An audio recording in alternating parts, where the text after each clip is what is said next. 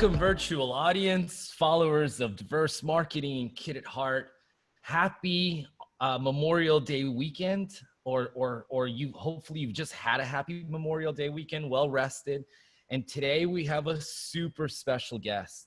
It is our very first influencer on the Triple H.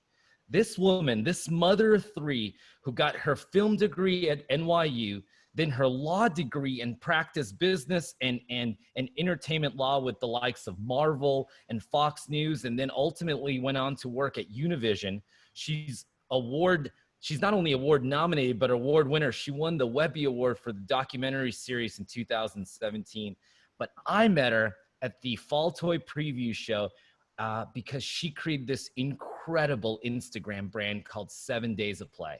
7 Days of Play at 7 Days of Play has 442,000 followers. It is incredible. That's another 50,000 on Facebook, but we'll talk about that soon. Triple H, say hello to Michelle Nash, the creator of 7 Days of Play, mother of three, entertainment lawyer, incredible marketeer. I am absolutely fascinated with you, Michelle, and how you built this brand. Could you tell our audience a little bit about 7 Days of Play? Well, first of all, thank you so much for having me on the show. And I'd love to tell you about it. I started 7 Days of Play about, I'd say, a little over a year ago. And I had worked full time up until having my third baby. And it was probably it wasn't even a year after having my third baby where I couldn't not do anything. So the account really was a creative outlet for me in a lot of ways, but it was also bringing together what I was doing with my kids on a daily basis. I was already photographing, the moments that they were doing activities with me. And then, what I decided to do was just to put them up on Instagram. There was so many things that I'd seen that had inspired me already. And I thought, maybe what I'm doing with my kids might inspire some other people too. So I started to do that about a year and a couple months. And then, So your kids were how old? Your kids were how old when you started the account? My kids were 3.5 and 2.5. Almost 3.5 and 2.5. Okay. Got you. So they're 4.5 and 3.5. And then, my baby girl in the last year has been more and more part of the account. She's 22 months. Michelle, what influenced you? Did you have a lot of art growing up? I mean, obviously you're a film major, so it's a little bit more commonplace, but what influenced you to believe in play as much as you do? I realized that it was the best way for my children to learn something. And I don't do traditional homeschooling, though, in the last few months we have because of the situation. But I'm so glad that I've learned so much about learning through play because it's been a really important time for that. When I grew up, I never really did this kind of stuff with my parents. I mean, my parents are wonderful, but most of the time we sort of went out on adventures. Like we didn't do that many play at home sort of activities. So I'm not sure exactly, why we started to do it. I mean, it might be because my three kids are really, really close in age and they just are super active and they needed to do something all the time. So, I can't really leave because I have children that nap. So we had to figure out a way to entertain ourselves at home. Incredible. Okay, so Michelle, I met you guys, you and your husband, when you had 80,000 followers, and you came to the October Fall Toy Preview. I assume you knew you had a business on your hand before that, but what was that moment? What was the follower count? How did you know that this is bigger than just a hobby? The number of followers has grown so quickly that it's still really hard for me to wrap my head around it all. I was so excited, like when I hit the 5,000 follower mark, it was in July of last year where we were like at 20,000. And I was starting to notice that it was going to turn into a business rather quickly because of the number of people who were reaching out to me for ideas for toys, specific requests about education related things, where did I get certain resources, where did I get certain craft supplies, so it quickly became a place, and I was like devoting a significant amount of hours just answering these questions. So I knew at that point that this was something it's gonna be something bigger than just playing with my kids. Of course, that is the heart of it all. We will continue to keep playing with our kids. I love it. I love it. The influencer space is really interesting to me and the rest of the toy industry because it redefines what marketing can be, and especially what the ROI on marketing should be. It is my hypothesis, and in full transparency, we work together now. You created an incredible campaign for one of our clients called Kasdan, where we sent you some samples and you created the Dyson Challenge, where they could pick that, where your kids were actually helping vacuum and role play and seeing what they can pick up. Can you talk to us about the creativity and maybe even some of the ROI? What were the views like? How good was our partnership together? Yeah, that was a lot of fun. As we get bigger and more opportunities come to us, we want to have fun with it, stay true to what we're all about, which is, playful, learning, just having fun. I think that the campaign went really well. The video, and you can correct me if I'm wrong, but I think it got something about 40,000 views.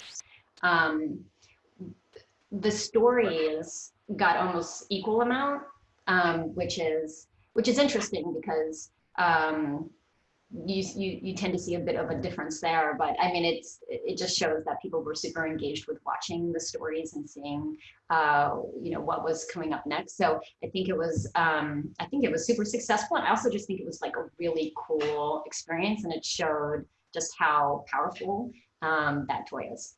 Absolutely. Okay, I love that you touched on your approach to stories on Instagram versus the post. Can you talk through some of the strategy on using both of those mediums to promote a brand? Yeah, I think that stories is a lot of fun for people to get a behind the scenes look into like what we're doing on a day-to-day basis. But I also share the video moments of what we do in our posts. So I integrate the posts with just what we're doing, from when we wake up to, when the kids go to sleep. So in stories, you can sort of see a full spectrum of what our day is like. I love it. I love it. I mean, I think marketeers or brands sometimes, I don't know. I think stories, because they're temporary, they feel like they're less powerful.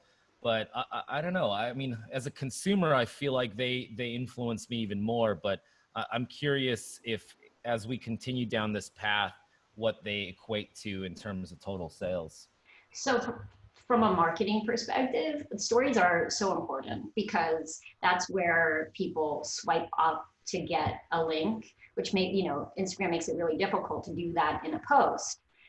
So that swipe up link is super important. I think that affiliate sales through swipe up links are really important because if you set up that relationship with an influencer, they have an incentive to like continue to push a product or recommend a product on within stories, and that repetition is also really good. When someone who follows you sees your children playing with something, nightly, which is, it's all very authentic and real. Like I am just documenting what my children are doing. But, for example, they play with open-ended, building toys all the time, every single night. Through that repetition, you get people becoming familiar with the product, asking about the product, and then moving towards purchasing that product. Amazing. Amazing. Okay, so I'd like to shift gears a little bit. We understand that you are an incredible influencer, but your brand has resonated enough for you to maybe start researching the physical toy and brand space and maybe getting the 7 Days of Play brand out into retail. I know you guys went to Toy Fair for the very first time. And out of sheer nostalgia for Toy Fair and any other trade show, how was your first Toy Fair experience, and what advice would you give to any newcomer into the industry?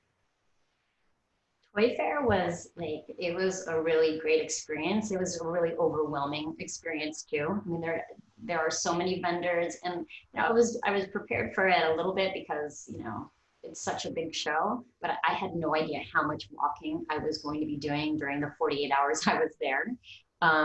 So I think first impression was like, wow, this is amazing. There's so many people to talk to, because my goal was to try to talk to as many people as I could, introduce myself, learn about their brand. And ultimately, while I was walking through, it really was based on gut reaction. So and I walked those entire 2 floors of the Jacob Javits Center, which was like, I think I recorded it. It was something like I did 8 miles each day just walking. But yeah, what stopped me was really looking at those products that felt authentic to what my family does and what I think is high quality products, and stopping and chatting, and then moving on to the next vendor. Amazing.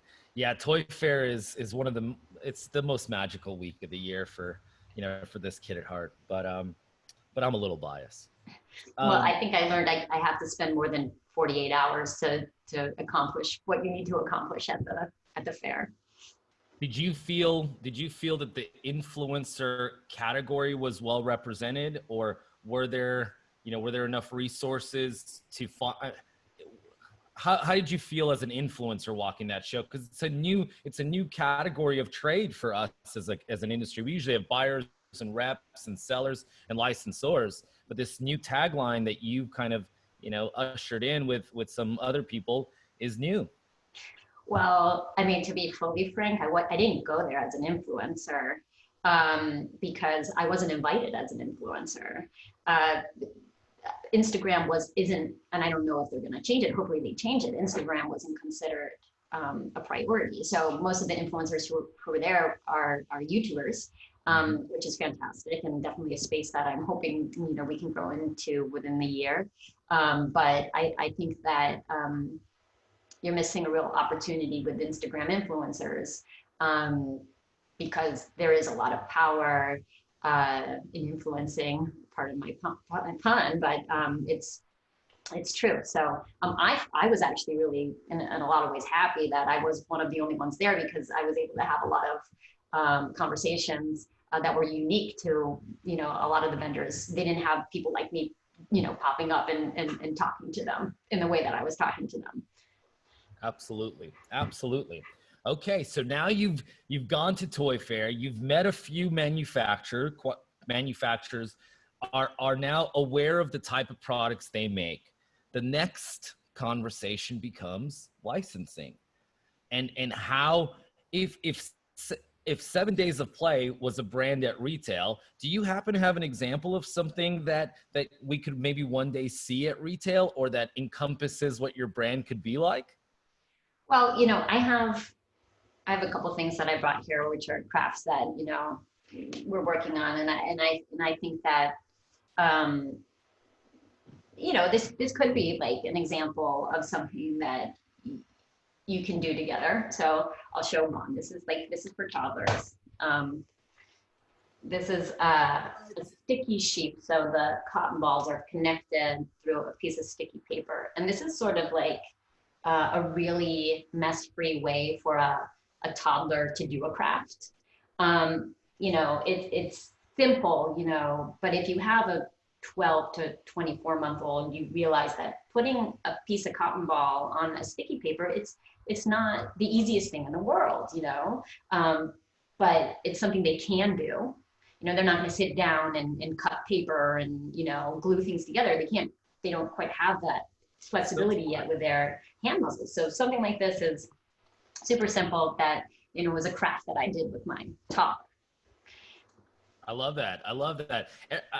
You approach things like from so many different angles, because you understand the things that can show off well in a video.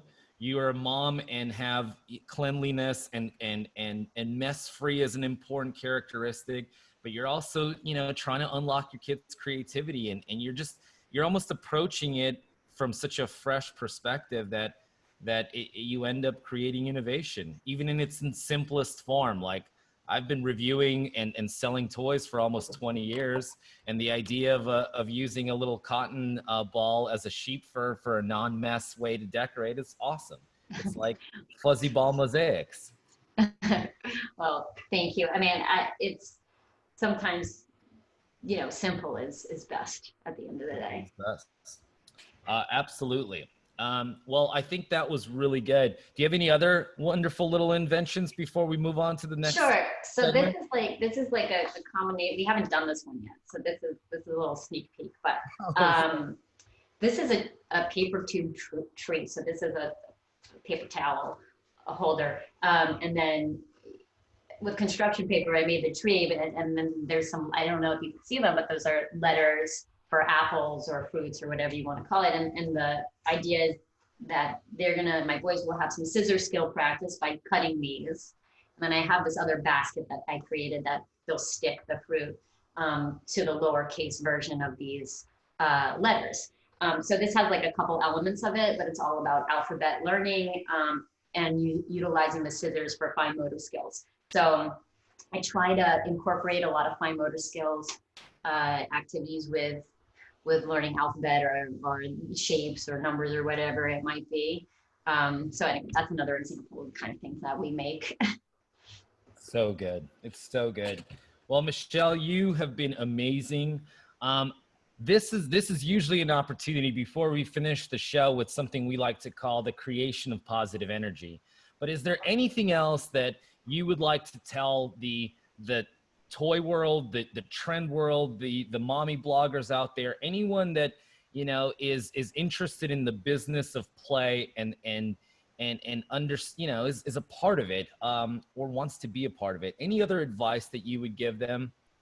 Well, I think that, I guess it depends on who I'm talking to, but when it comes to somebody who wants to start an Instagram account and how do you make something successful, I don't have that magic bullet of how to get over 400,000 followers in like a year.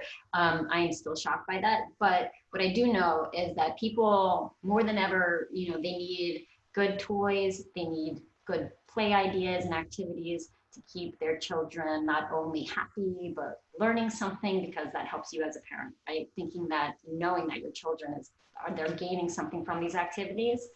And, you know, I think that if you show proof of child, meaning my child is doing this activity, it's not just me, like, you know, I do the how-to videos, but it's not just me creating it. My children are actually doing this too.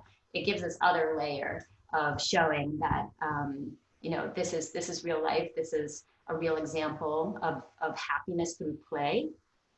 I think that that's important to see from an advertising perspective.